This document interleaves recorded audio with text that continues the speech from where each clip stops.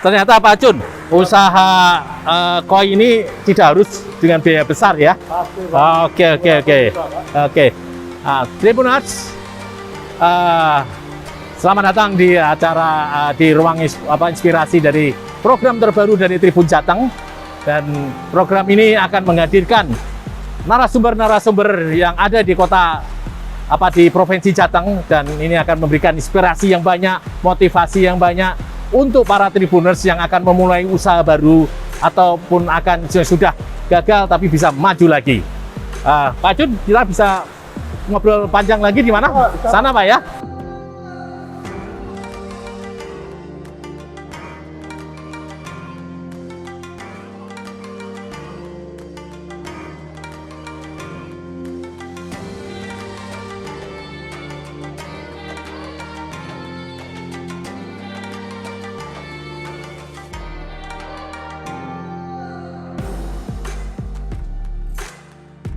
Oke Pak Jun, bisa dijelaskan Ya Pak. sejarahnya Pak Jun memulai usaha ini, gimana permulaannya, suka dukanya, mungkin bisa dijelaskan riwayatnya. Singkat aja Pak Jun, silakan.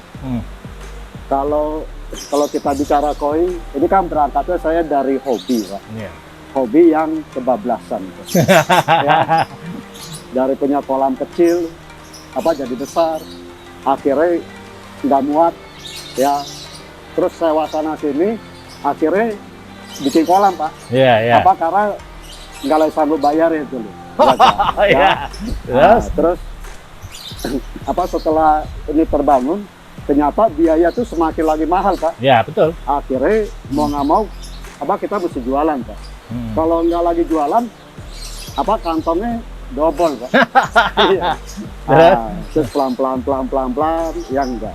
Ya, itu saya kan belajar lagi slow. Kalau saya belajar lagi import koi, ketanda itu seperti orang lagi kebanyakan. Yang semua orang itu bisa, dan ikannya itu tuh hanya mengandalkan dari Jepang aja. Iya. Ya. Terus saya kan berpikir, kenapa kita itu tuh nggak belajar ini ternak? Ya. Kayak ada di Sukabumi, di Blitar, di di Kediri, Iya. ya, Tulungagung. Iya, Tulungagung. Ya, cuman kalau kita lihat lagi hasilnya, ini masih belum terlalu memuaskan kayak penghobi koi itu. Iya. Penghobi koi ini selalu pikir, wah ikan yang bagus tuh import. Dari Jepang gitu Pak. Iya, dari Jepang tuh. Kalau yang dari bisa lokal, nggak laku lah, ya. Malah sering lagi terjadi ikan import ini orang-orang lain penghobi ini tidak izinin untuk dicampur. Mungkin kastanya, nilainya gitu, bakterinya, iya. itu tuh harus dipisah dulu. Padahal kalau misalnya ada koi itu yang bagus, ya itu kita bilang import aja, orang-orang yang udah punya nama, orang percaya Pak. Padahal lahirnya di Blitar. Iya. Makanya saya kembali lagi ke Gunung Pati ini, ya enggak. Dari hobi ini, saya maunya yang saya kembangin adalah ikan koi yang lahir di Gunung Pati. Ya, jadi kita belajar cinta produksi sendiri itu dari Gunung Pati. Iya. Ya enggak. Kalau lagi pro itu tuh saya kasih ini juga nanti kayak orang lagi Jepang, kasih lagi sertifikat itu. Dari Pak Koi, dari Pak Acun diberikan sertifikat juga ya. Nanti saya bikin Pak. Wow, iya. Orang lagi Jepang kan juga lagi bikin aja. Pakai huruf kanji itu Pak ya? Enggak Pak, udah lagi huruf lagi biasa itu. Iya. Jadi kita ntar kalau lagi koi hasilnya dia ternak itu ribuan, ratusan ekor, ya enggak. Kalau itu dijaga dengan baik, kayak yang di kolam sana, itu kan ada yang jumbo, ada yang udah lebih besar sekian dalam waktu 5 bulan gitu ya. Ada yang masih lagi kecil. Kemungkinan yang di Jepang dibilang jumbonya ini, yang besar-besar ini kali itu Pak. Ya, kan? Nah, makanya ini nanti saya untuk beberapa tahun kemudian yang harusnya dari Gunung Pati itu bisa menghasilkan ikan setidak-tidaknya bersaing dengan lagi Jepang 10% dulu lah Pak. Oh ya. Jangan sampai lagi 100 Iya. lah. Karena mereka itu tuh udah ratusan tahun Pak. Saya kan barusan 10 tahun. Iya. 2011 kolam ini terbangun. Iya. Nah, makanya saya belajar dari kegagalan. Kegagalannya apa? Kalau saya beli sama pengimport ikannya mahal, saya mau jual lagi nggak laku. Pernah gagal artinya Pak Ajun? Pernah Pak. Pernah juga kolam ini saya tinggalkan 2 tahun Pak. Nah, artinya Pak Ajun tahu kegagalan dan cara mengatasinya lagi. Ini saya udah lagi mulai belajar. Anak-anak kan saya kan anak-anak koi ini kan mulai berkembang. Iya. Ya, yang kurang itu bagus itu saya jual ke ini pasaran umum itu loh. Pasaran lokal Pak ya? Ya, 5.000, 10.000. Ya. Ini lumayan Pak, bisa nutupin biaya lagi listrik. Oh iya. Biaya pegawai itu mah. Nah, itu kegagalannya karena apa itu Pak Ajun? Ya karena belum belajar banyak juga. Belum Pak. Nah, dapat dari mana itu ilmunya Pak Ajun? Ini saya juga lagi belajar lagi. Karena dalam ini hidup saya selalu belajar nyontek Pak. Nyontek, ya. Nyontek itu sama orang ini pintar. Oh. Iya, sama dengan kalau orang umum bilang ini belajar. Ya enggak. Cuma saya lebih lagi suka nyontek aja lah. Ya. Nah, kalau bisa belajar kan itu orangnya pintar. Kalau bisa saya bilang itu nyontek, biar kelihatannya bodoh Pak. Iya. Memang bodoh Pak. Iya. Amati, tiru, modifikasi Pak ya. Ya, Pak Ajun jadi lebih bagus Pak ya. Harus Pak. Termasuk koin-koinnya yang di Gunung Pati ini. Iya. Kebetulan kan ada lagi saya punya pabrik di ada kepala udang. Oh iya, Pak Ajun punya pabrik, ada produksi kepala udang. Ya, udang itu kan dibuang, tadinya dibuang. Akhirnya saya produksi di sini kasih ikan. Jadi menghemat biaya Pak. Bukan menghemat aja Pak.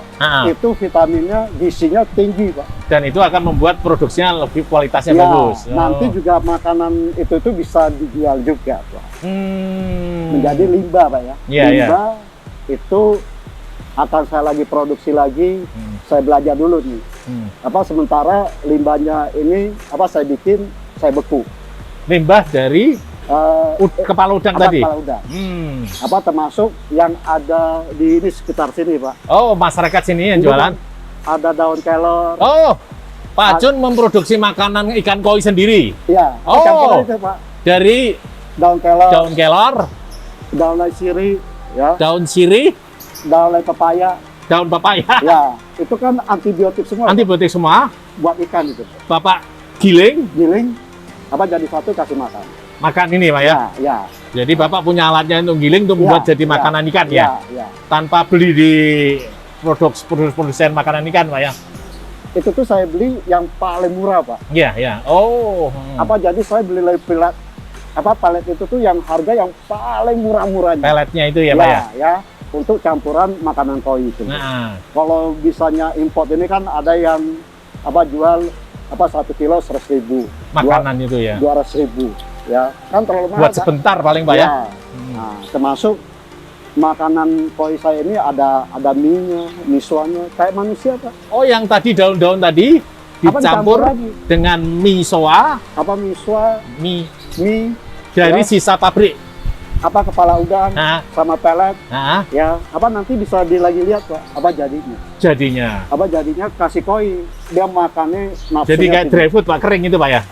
Masih ini basah. Masih basah. Oh, itulah yang membuat ikan-ikan jadi lebih cepat bertumbuh gitu Pak ya?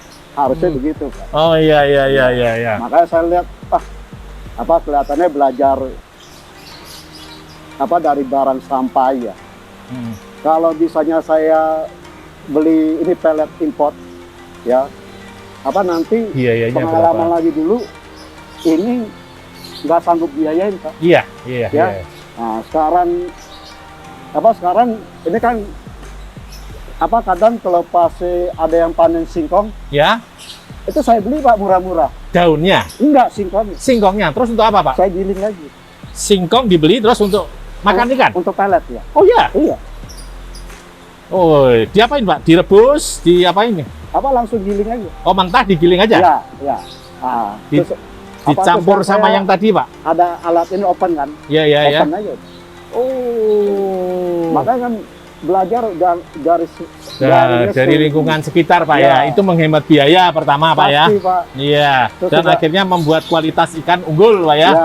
Oke, oke, oke. Nah. Ini Pak Acun nggak dapat dari siapa-siapa ya, Pak, ya? Dapat dari mana ilmunya? Dari Paman Google, Pak. Oh, Mbak Google. Iya. Selalu Browsing. browsing. Oh, Pak Acun. Iya, iya. Kayak anak-anak milenial.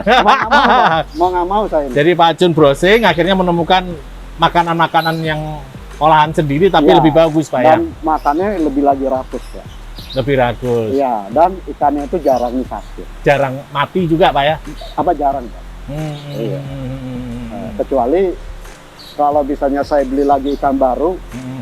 dari sana ukuran itu bagus, saya mau lagi karantina nggak keburu, itu aja makinnya. Hmm. Jadi ya belajarnya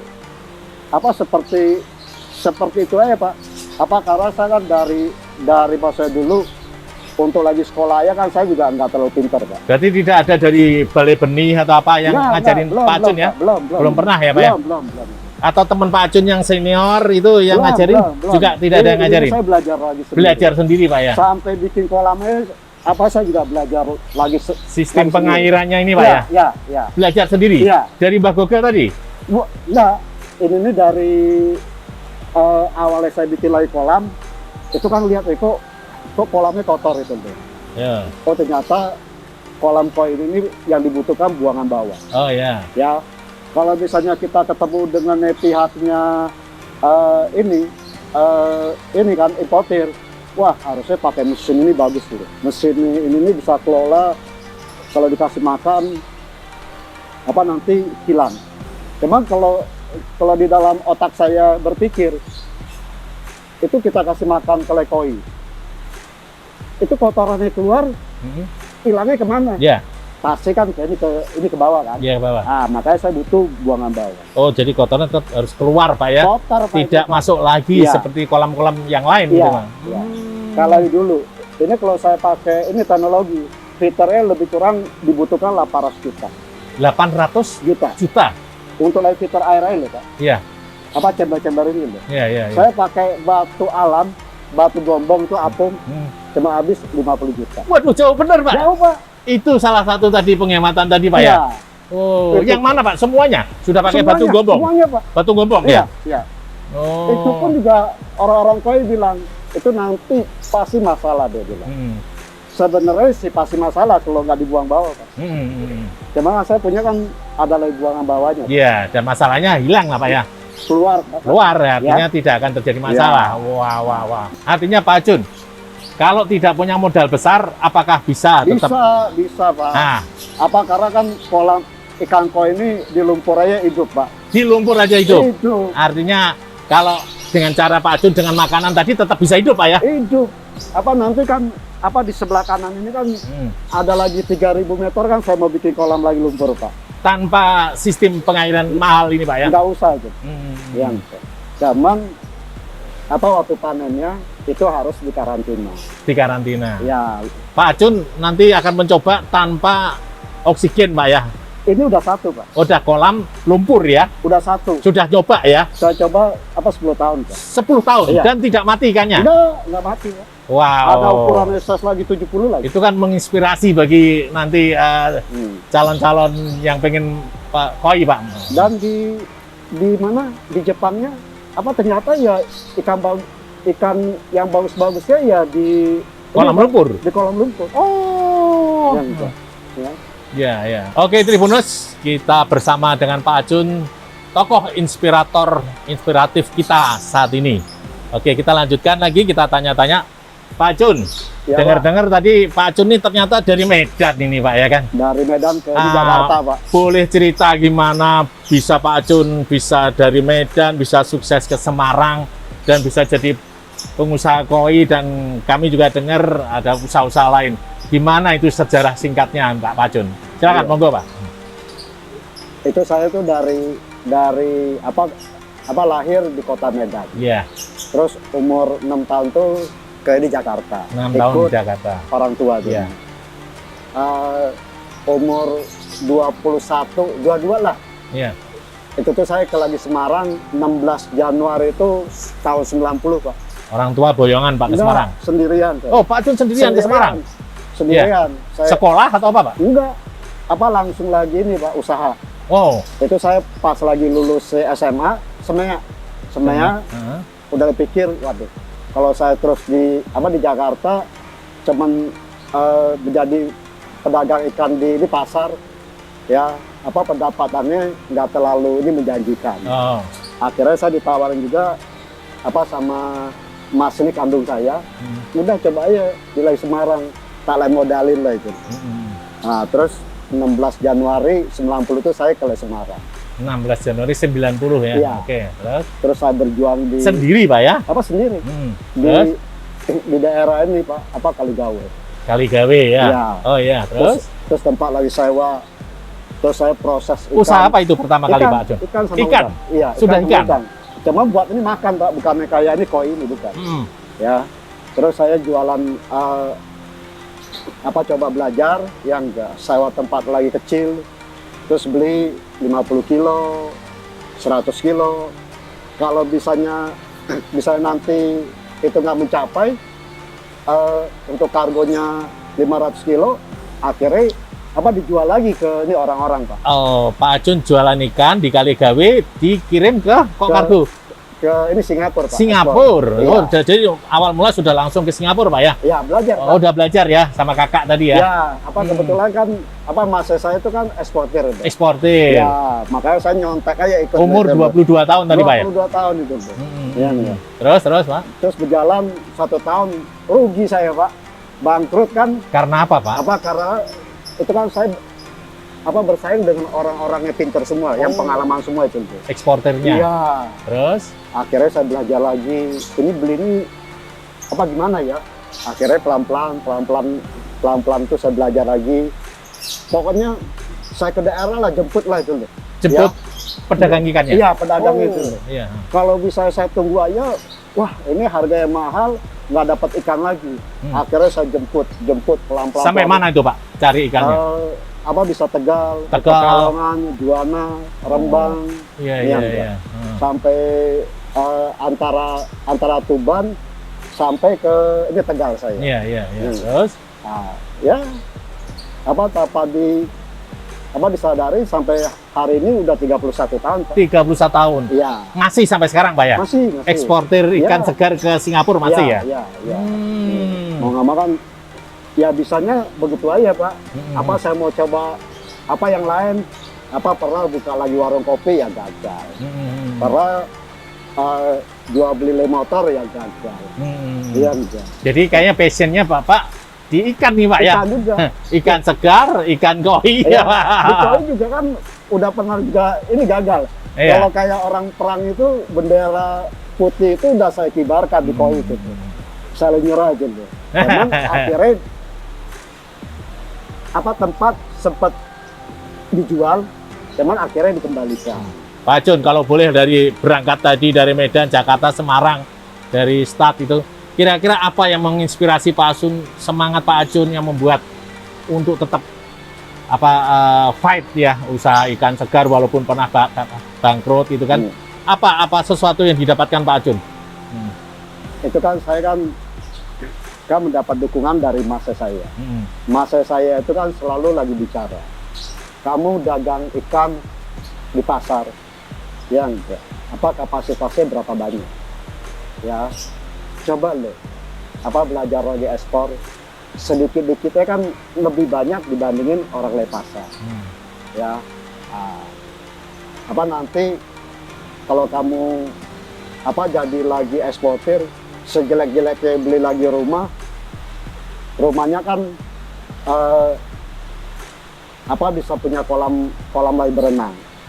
Kalau misalnya pedagang ikan di ini pasar, bisa beli lagi rumah, sebelah hasilnya paling punya kolam ikan aja. Iya. Nggak mungkin punya kolam lagi berenang kan itu kan. Padahal waktu saat itu saya di Jakarta jualan udah lumayan, Pak. Jualan ikan juga, Pak ya? Iya, di pasar saya. Pasar beli, mana, Pak? Di Jakarta? Ini Pluit. Oh, Pluit. Iya. Orang beli sepotong. Iya. 2 on, 3 on. Oke, itu saya jual, Pak. Ya enggak. Cuman berhubung saya dipacu sama mas saya, ya enggak. Masih ingat nggak kata-kata kakaknya Pak Acun itu? Ya, yang itu membuat semangat itu? Itu tadi. Apa tuh, Pak? Ya enggak. Kalau misalnya kamu dagang terus ikan di pasar, ya enggak. Kalau andai kamu bisa punya lagi mobil paling hebat, kan paling cuma Kijang. Iya. Nggak mungkin kamu naik Mercy itu. Iya. Ya enggak. Cuman kalau kamu jadi eksportir, tidak hebatnya kan masih bisa beli Kijang dia bilang. Ya. Makanya saya pikir lagi. Iya benar ya. Orang-orang di pasar nggak ada yang naik kayak ini Mercy, Pak. Karena skop kecil, Pak ya. Iya. Kalau eksportir ya sekalian nanti besar gitu, Pak ya. Bisa lebih besar. Tapi pasti ada kesulitan dong, Pak. Wah, ada pasti. Tantangan, kesulitan yang akhirnya Pak Acun bisa menguasai seperti ini mencari makanan yang sendiri itu pasti juga ada kesulitannya kan. Apa yang bisa Pak Acun bisa jelaskan, inspirasi apa yang bisa dibagi kami, Pak? Sama itu sulitnya. Selain saya mendapatkan barang, orang kan nggak ada yang percaya saya, Pak. Oh kamu nih anak kecil, kan masih kecil. Kebetulan saya punya badan kan nggak terlalu besar, ya, Pak. Iya. Anak kecil, umur 22 tahun. Kalau bisa saya jual lagi kamu nggak bisa tahan lagi lama, saya pindah lagi orang lain, harga saya diletakkan. Nggak dikasih saya, Pak. Ya enggak. Terus belum lagi saya di lagi Kaligawe, zaman itu kan masih lagi banyak preman-preman. Iya. Saya nimbang ikan aja suka dimintain sama preman tuh buat lagi surungan. Terus gimana Pak Acun mengatasi? Ya akhirnya saya cara lagi mengatasi ini, saya bergaul. Bergaul dengan preman? Bukan. Sama-sama orang yang bisa menanganin ini preman ini. Oh. Ya enggak. Menanganin secara baik, Pak. Karena saya nggak mau benturin. Ya enggak. Semua harus ditangani baik-baik. Ya enggak. Makanya sampai saya tuh menangis di Semarang, ya susahnya lagi Semarang, hampir saya juga mulai pulang, Pak. Ya enggak. Hampir gagal, Pak ya. Saya udah di hotel ini Surya di Imam Bonjol. Iya. Kenapa, Pak? Udah siap-siap ya. Udahlah. Bang, pulang Jakarta. Nyerah udah. Terus kenapa semangat lagi, Pak? Masa saya bilang, barusan 1 tahun, kenapa lagi nyerah? Kamu lawan itu raksasa. Ya enggak. Kamu bisa lagi bertahan 1 tahun aja. Hebat. Ya enggak. Kamu bisa ikut lagi persaingan walaupun rugi. Itu udah hebat gitu. Kalau boleh tahu Pak Acun, kalau ada orang-orang yang pengen memulai seperti Pak Acun ini, apa kata-kata yang menginspirasi, Pak? Apa yang bisa membuat mungkin Tribuners bisa ikut-ikutan nanti termotivasi? Apa kata-kata, apa kalimat apa itu, Pak? Kalau lagi saya kan nggak terlalu banyak yang bisa dipelajarin dari maksud saya ya. Cuman saya itu cuma lagi belajar ini ulet aja, Pak. Ulet, ulet. Ya, ulet. Udah lagi semangat aja. Karena kalau kayak lagi kondisi saya yang bukan orang pintar, kalau saya tidak lagi berjuang ya akhirnya saya cuma jadi pegawai biasa, Pak. Ulet, Pak ya? Iya. Ulet bisa diterjemahkan gimana, Pak? Ulet itu? Ya, Pak Acun mungkin kurang tidur, kurang istirahat? Itu pasti, Pak. Iya. Pasti, Pak. Dulu saya tuh tidurnya di atas mobil, Pak. Hah? Iya. Waktu cari ikan ke Bagol tadi? Mandinya ya di rumah makan Padang, Pak. Iya. Berarti ada 2 yang kita catat nih, Pak ya. Kami catat nih. Berarti ulet tadi ya, sampai mandi di warung Padang, tidur di atas bis ya. Yang kedua tadi adalah sebetulnya langsung mendatangi bakul-bakul ikan sampai ke Jawa Timur, Pak ya. sampai Tuban ya. Pemasarannya padahal ke Singapura, Pak ya. Ya. Terus Pak Ajun juga sampai bisa melebarkan ke Makassar, Bali. Hmm. 2 titik yang baru lagi ya, Pak Ajun ya. Ya, itu 2006 Pak. 2006 Ya, ya kayak gitu ya. Sampai saat ini ya udah 14 tahun ya. Wah, itu betul-betul memberikan semangat itu Pak ya kan ya. Iya. Iya. Begitu Tribuners, kita akan berjumpa dengan tokoh inspiratif yang lainnya dari Kota Semarang yang mungkin bisa memberikan sumbangan kepada Tribuners untuk lebih maju lagi. Salam inspirasi.